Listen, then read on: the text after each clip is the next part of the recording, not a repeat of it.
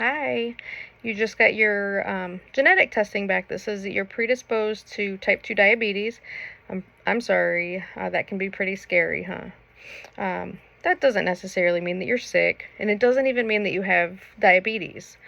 It does mean that you possibly are at a higher risk than maybe the average person of getting a diabetes diagnosis. Your body might have some insulin resistance over time. A lot of this does come from genetics and family history and stuff like that. You don't have any control over that necessarily. When it does run more in families, if your sister has it, it does not mean that you're definitely going to get diabetes or anything. And I understand that you don't eat sugary foods, and that's great. But what most people don't understand is that most common foods like bread and rice, fruit for sure, and milk, they all break down in the body and they do get converted into sugar. For some people, insulin doesn't work as well as it should. That's coming from the pancreas.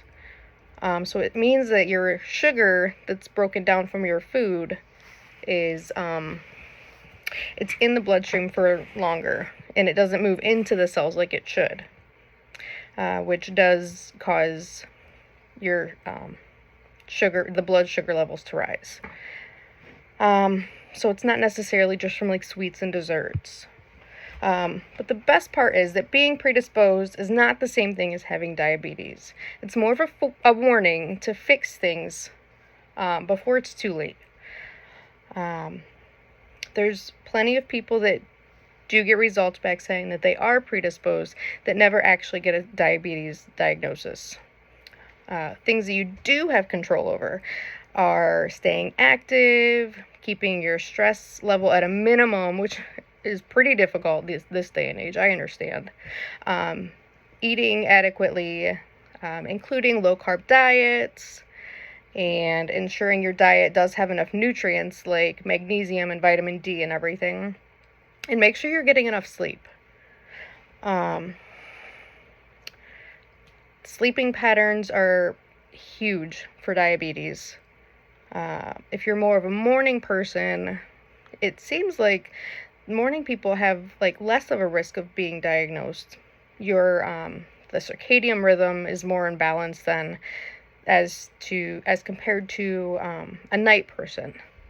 Their hormones are a little bit more out of whack or dysfunctioning.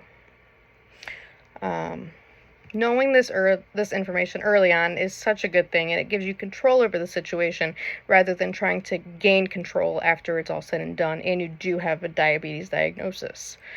So knowing that you are at a higher risk, I would definitely talk to your primary care doctor. Maybe see if they can draw some labs. They would typically look at, it's called a hemoglobin A1C, and they do want that usually around 5. When it's at around 6, 6.5, they want to say you're pre-diabetic. So that's just some things to look at. They may have you talk to an endocrinologist or a nutritionist even, just to make sure that you are on the right track to not getting that diagnosis. Okay?